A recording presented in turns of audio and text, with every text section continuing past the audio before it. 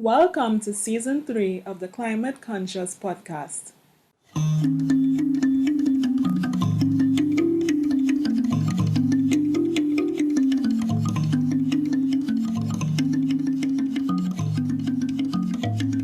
I'm your host, Deval Bazi, bringing awareness to climate change and sustainable development from a Caribbean perspective.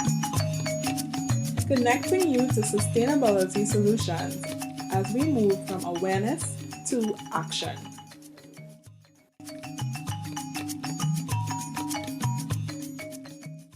And my special guest today has been passionately involved in promoting responsible business for more than 15 years.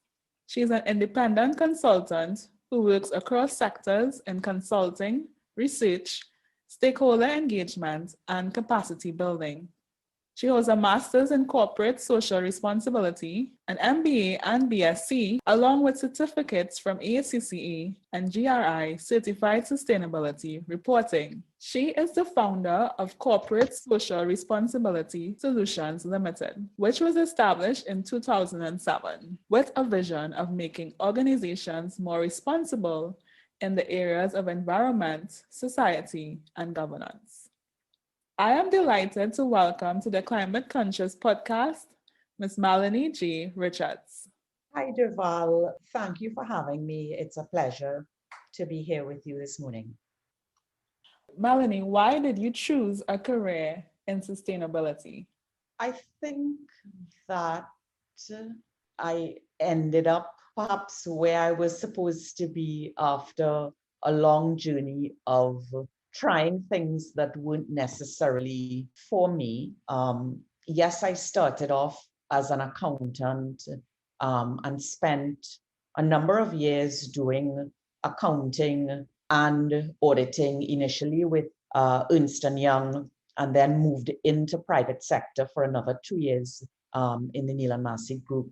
I moved into accounting out of high school, basically just because when you come out of your last year of high school and realize, okay, this is not really summer vacation. This is, now unemployment because you're a working person or potentially supposed to be a working person. So I went into Ernst & Young studying accounting with no real passion for it. And I guess that's why I never really excelled or felt that it was something that I could do for the rest of my life. I would say, though, that my interest in sustainability started when I did a management degree, a BSc management degree, specializing in tourism management. And I spent 2 years in the Bahamas doing that program. At that point, one of my courses was sustainable tourism. And I think that's where my eyes sort of opened up to this whole area of sustainability and working in a manner that organizations could achieve the goals that they wanted to on a business level, but at the same time, be mindful or responsible with their interactions with the environment and also with society. I wasn't very keen on environment from the scientific perspective, so studying environmental sciences, but I did have an interest in how organizations really interact in society.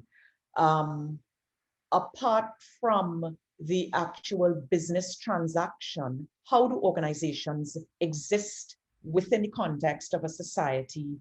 And that's how I sort of wandered quite by chance into this area of social responsibility and responsible business. Your vision for Corporate Social Responsibility, CSR Solutions Ltd, is to help organizations improve in the areas of environment, society, and governance, which is commonly known as ESG. What is your role as an ESG practitioner? Sure, Deval. So, of course, ESG is very broad. And like many other terms within the context of sustainability, people use these terms differently. Sometimes people think of ESG and, they think of it from a reporting perspective. Sometimes they think of it from an investing perspective, responsible investment, a financial perspective. For me, it's really about ensuring that organizations, any organization, whether private sector, public sector, or civil society, operates in a manner that is responsible. So irrespective of what your business is, you do that in a manner that's responsible.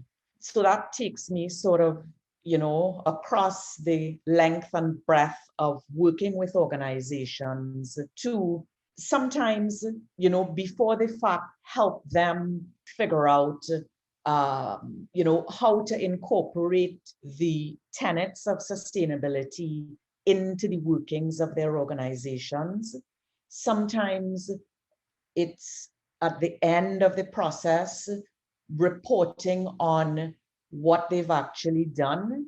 Sometimes it's looking beyond reporting, what impact have their actions created, and I'll probably come back to impact.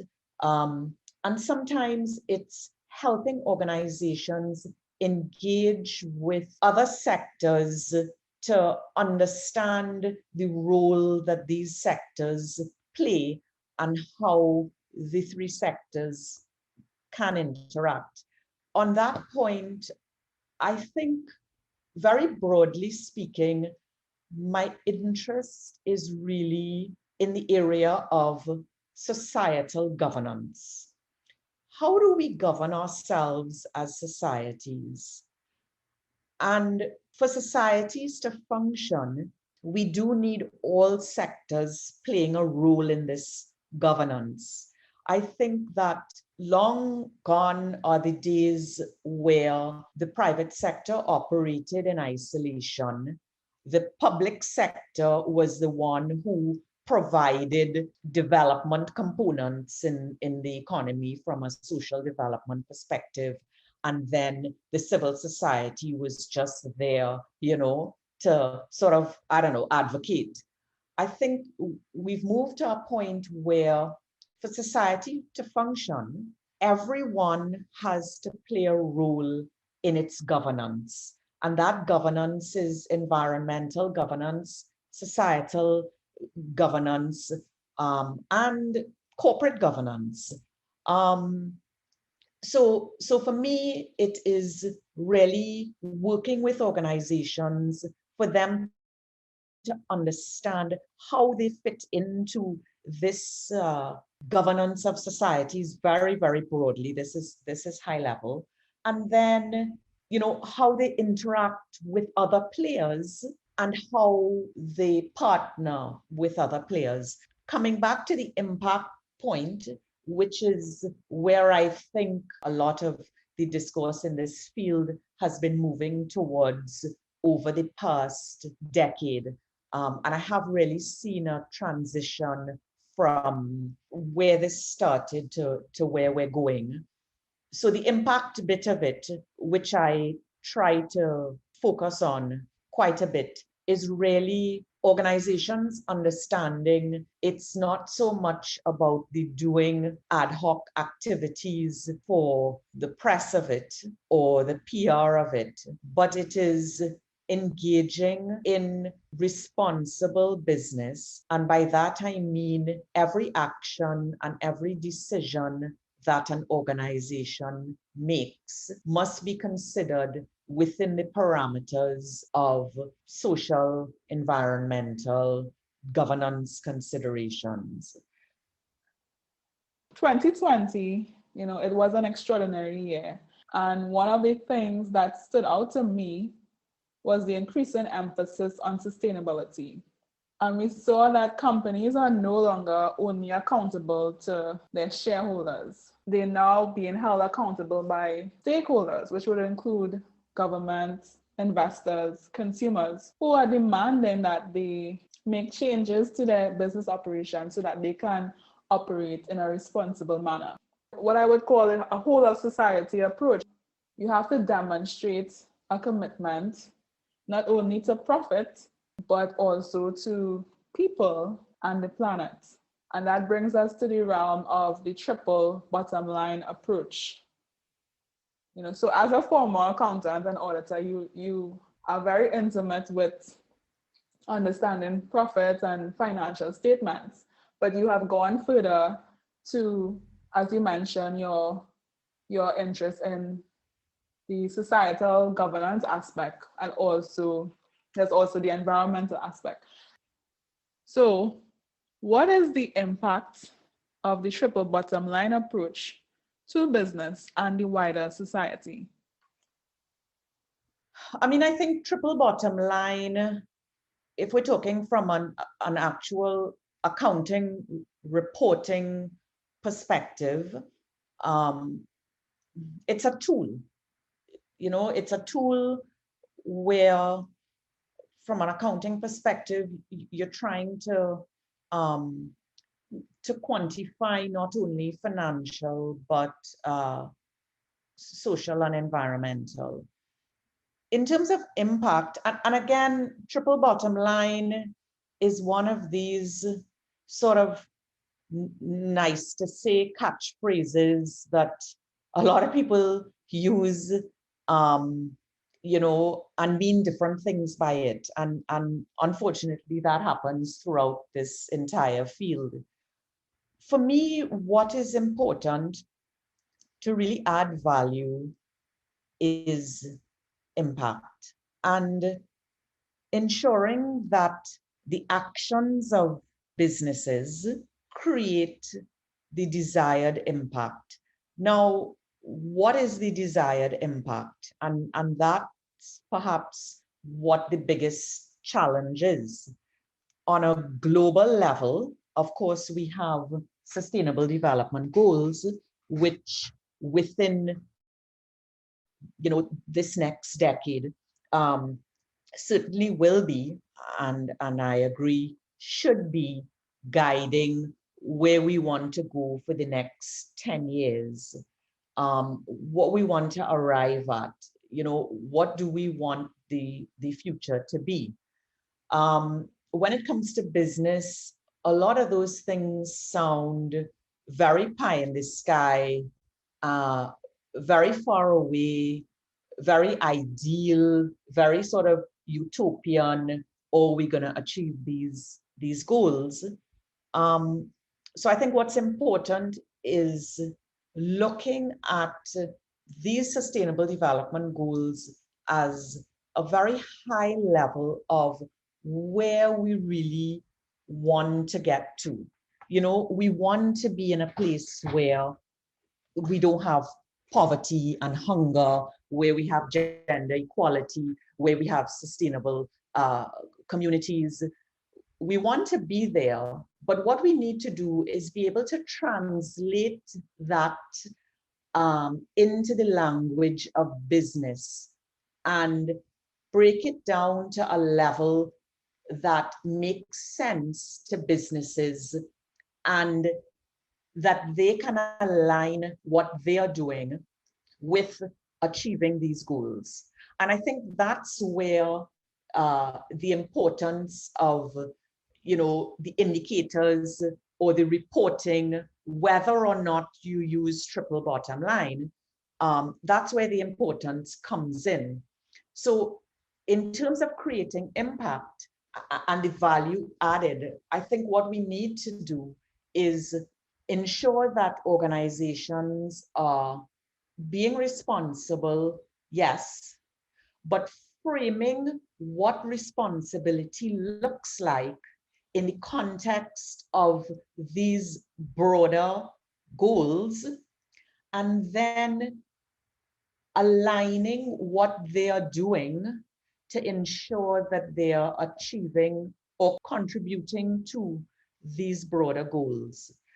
And this is where the indicator bit comes in, and this is where aligning Well, I think for us in Trinidad and Tobago, our Vision 2030 report is already aligned to the SDGs. So it makes it more streamlined, where organizations can align what they are doing to national development goals and by extension, sustainable development goals, so that you have people contributing to developmental goals, because the private sector in Trinidad and Tobago makes substantial contributions and investments to, I'll say, quote unquote, doing good. But I feel that we are not, a lot of it is not done with impact in mind, or with an endpoint in mind, or with a goal in mind. And a lot of it is done, perhaps well-intentioned, but not aligned to national or global development goals, where we can actually capture what organizations are doing, and measure it and show tangible results. And I think being able to understand the impact of what these organizations are doing, especially for the private sector, I think that's one of the challenges. You know, organizations spend millions of dollars, and at the end of the year, they're not quite certain whether they've had the impact they wanted to have, whether they even know what impact they wanted to have, and then being able to demonstrate that tangibly and see changes in society as a result of what they're doing. So for me, I think the value is added, not necessarily from saying I'm reporting, using triple bottom line, but I think the value is added from organizations being able to align what they're doing to indicators. And again, there are many tools for doing this, setting targets, working towards these, and having these also aligned, to our national development goals as well as sustainable development goals. And I think that's where we get the impact. I've seen a lot of companies spend a lot of money, and where in other areas of business, they can say, well, we spent X million dollars and we have produced this, or we've purchased this, or we've hired how many employees, or we've done this building renovation, or bought these goods, or implemented this manufacturing process. It's very difficult to tangibly say what impact your CSR spend or your philanthropy spend has had. And I think that's where that's where we can add value. Once we can demonstrate to organizations the actual impact and the actual value they're creating, and they can then see tangible changes in society, because they're all sort of working towards the same goal rather than ad hoc, things all over the place. That's where I see the difference being made. Now, that said, it's a big ask. Sustainability I see as a journey, not a destination. But I think those are the things that we need to be focusing on, to get this right at a national level, and to get this right at a global level. But it's not an easy task. It's not an easy task.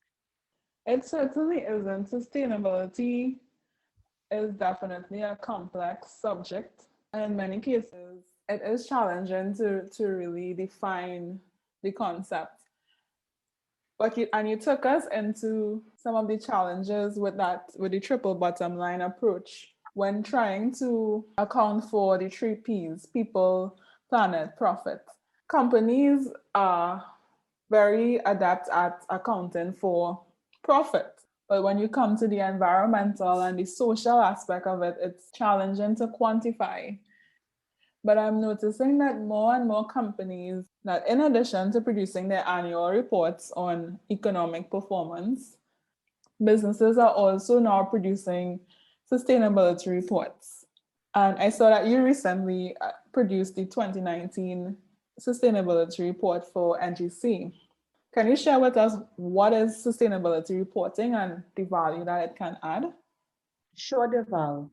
So again, sustainability reporting, which I distinguish from triple bottom line reporting.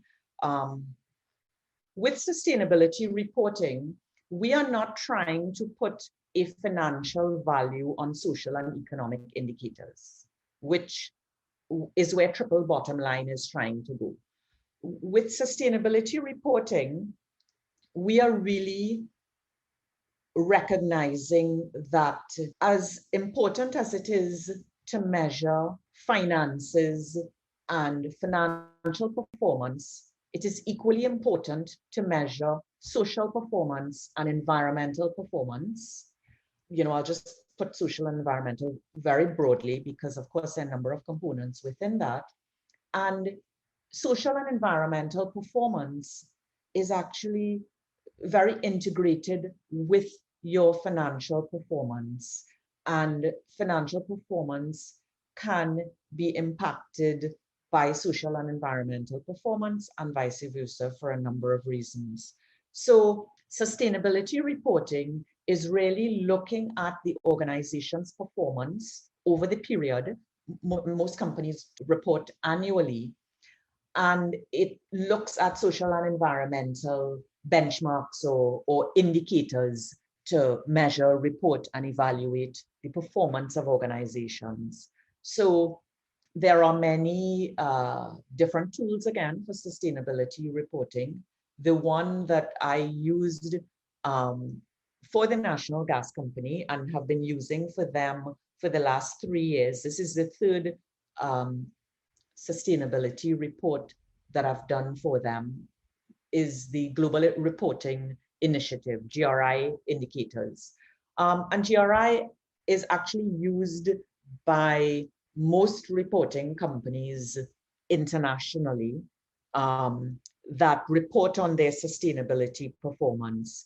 And it provides a set of indicators that allow the organization to measure their performance, to capture what they're doing, measure this performance, set targets. And again, these indicators can be aligned with sustainable development goals.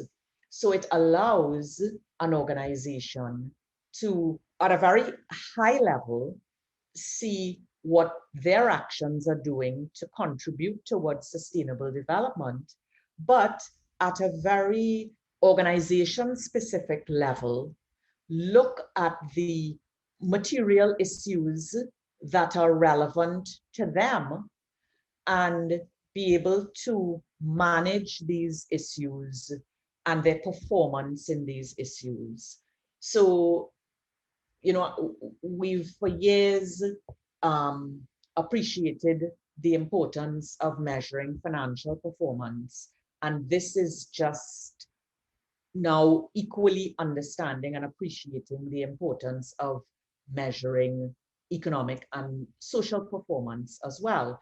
And also not looking at these things from an altruistic perspective, but understanding that these are important business decisions. And these are things that potentially can have significant impact on business performance. with respect to companies who are reporting on sustainability, there are still few organizations locally who are doing local sustainability reports. And I mean local sustainability reports to a point where they are using meaningful indicators and capturing this information and showing trends over years. I could probably count on one hand the companies locally that are doing that. So it has taken, or it is taking, a really, really long time to pick up locally. Unfortunately, organizations, love to produce these, whatever reports they call them, CSR reports or PR reports, that show all the nice things they've been doing, which for me, I mean, there is some value in it, in showing what you're doing, perhaps from a reputational perspective. But certainly until we start to really pay attention and give equal weighting to the social and environmental as we do to the economic and financial, the impact that we want to see is, in my view, not really going to be there until we start paying attention to these things, capturing the information, measuring, and reporting on it, and setting targets to improve. What I like about the GRI framework is the emphasis on material impacts, also the alignment with the Sustainable Development Goals. You mentioned earlier that sustainability is a journey, not a destination.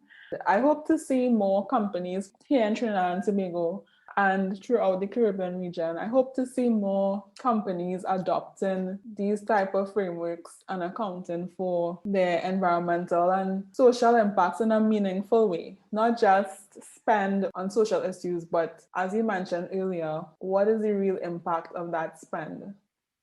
But given the ongoing uncertainty around the pandemic, which we continue to grapple with, shrinking markets and downsizing, restructuring, which we are observing happening locally, how would you justify ESG or sustainability as a good investment? I actually think that the pandemic has presented a number of opportunities. Well, maybe before that, it has firstly shone light on a number of inequalities, and maybe I can go as far as to say social misjustices that have prevailed, that we could have, and I say we generally, could have not seen before or pretended to not see. I think that COVID has really highlighted deep societal challenges. It's highlighted inequalities. It has highlighted gender issues. It's highlighted, a number of challenges that now I think we as a society can no longer avoid or pretend to avoid and go about our lives pretending we didn't know existed within our societies and within our communities. What I think it has also done is I have seen really, really remarkable response from private sector. I've seen organizations step up and do things that I wish it would have been doing 10, 15 years ago, but everything in its time.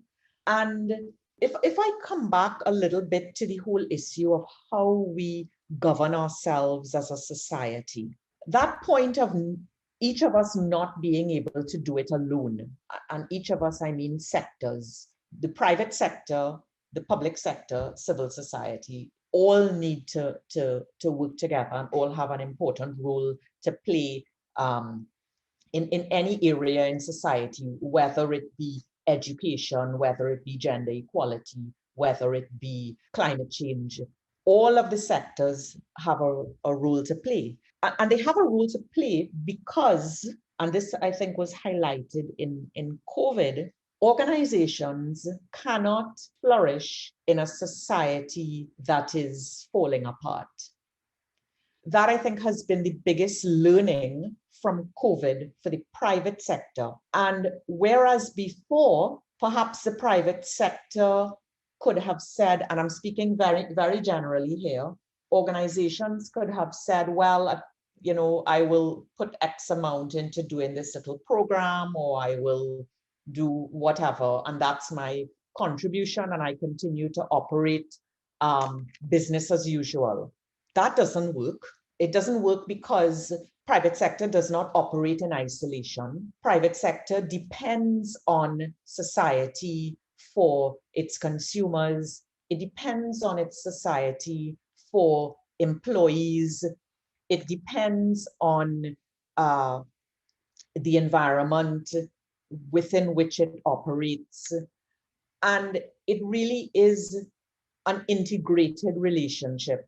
So if we all don't play our roles in society, then there will be no employees to come and work in our organizations. There will be no consumers to buy our products. And I think this was really highlighted, the extent to which private sector is completely integrated with everything that's happening in society.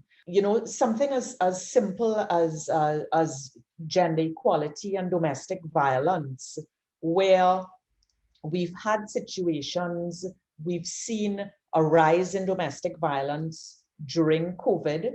It could have been that you had an employee that was experiencing domestic violence, and maybe because this employee was at work for 8 to 10 hours during the day, it wasn't that obvious because they weren't home enough to be victims.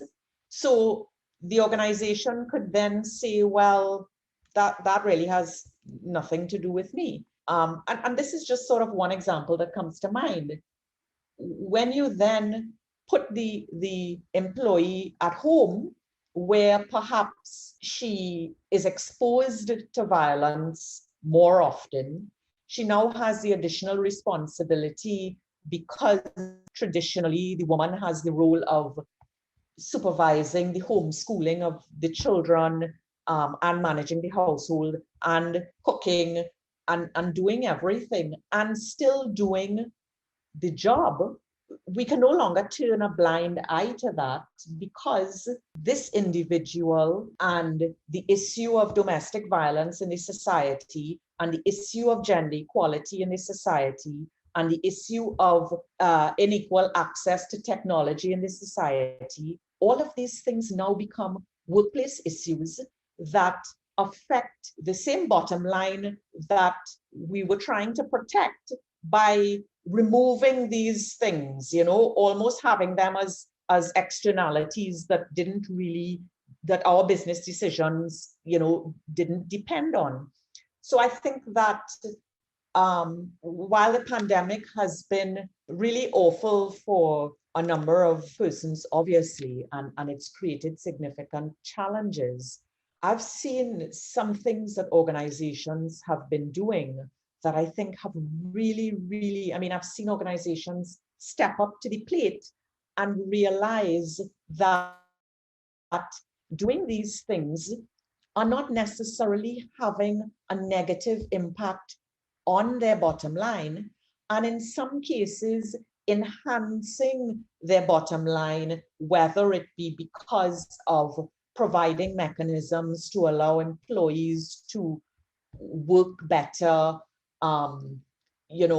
whether it be even reputational, whether it be contributing to contain the pandemic so that we have less cases within society, so that businesses can reopen and then continue to operate. So I've seen a remarkable response from the private sector, and I'm hoping, even if and when this is over, that the private sector now appreciates their role in society as a significant part of ensuring that we govern this society together. Again, coming back to all of these players that have a role in this whole issue of governing society environmentally and socially, and in other areas of governance of a society. While in the midst of a health crisis, we're also grappling with the ongoing climate crisis.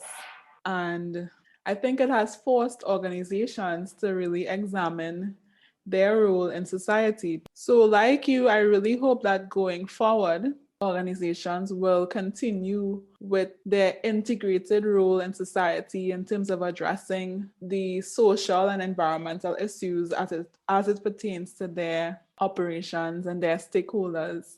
And to me, that is what it means to operate in a responsible manner. So I really want to thank you, Melanie, for sharing your insights from your wealth of experience working in corporate social responsibility.